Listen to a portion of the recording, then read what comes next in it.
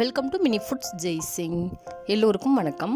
இன்றைக்கி நம்ம வீடியோவில் ரொம்பவே எளிமையான முறையில் பாதாம் வச்சுட்டு பாதாம் ஹல்வா எப்படி செய்யுது அப்படின்னு தாங்க பார்க்க போகிறோம். அந்த பாதாம் ஹல்வாவோட பதத்தம், அந்த கலரெல்லாம் பாருங்கள், ரொம்ப ரொம்ப அழகாக இருக்குது. பார்க்குறதுக்கும் அழகாக இருக்குது. டேஸ்ட்டும் அவ்வளோ ரிச்சாக சூப்பராக இருக்குங்க.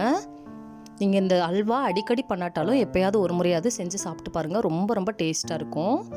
இப்போ ஒரு கப் அளவுக்கு பாதாம் எடுத்து நல்லா கொதிக்கிற தண்ணியில் போட்டுட்டு ஊற வச்சு 1 மணி நேரம் அளவுக்கு ஊற வச்சு எடுத்துருக்குறேங்க.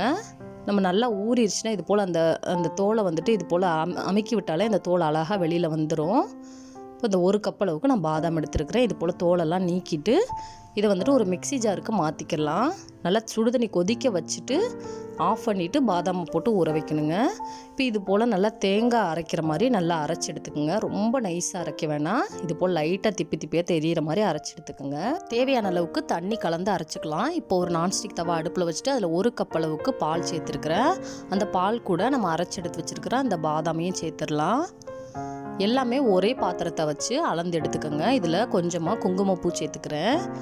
நீங்கள் வேணால் நார்மலாகவும் அப்படியே வச்சு கலந்துக்கலாம், இல்லாட்டினா கொஞ்சமாக ஃபுட் கலர் கூட ஆட் பண்ணிக்கலாம். ஆனால் குங்குமப்பூ சேர்க்கும்போது தான் அந்த ஃப்ளேவரும் அந்த டேஸ்ட்டும் இன்னுமே நமக்கு நல்லா கிடைக்கும்.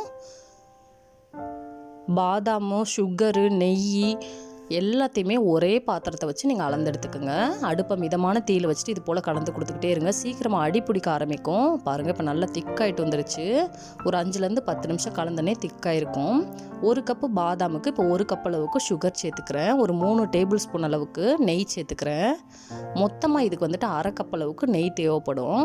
இந்த அளவுகள் எதுவுமே மாறாமல் செஞ்சு பாருங்கள். அப்போ தான் கரெக்டான அந்த பதத்துலேயும் டேஸ்ட்லேயும் கிடைக்கும்.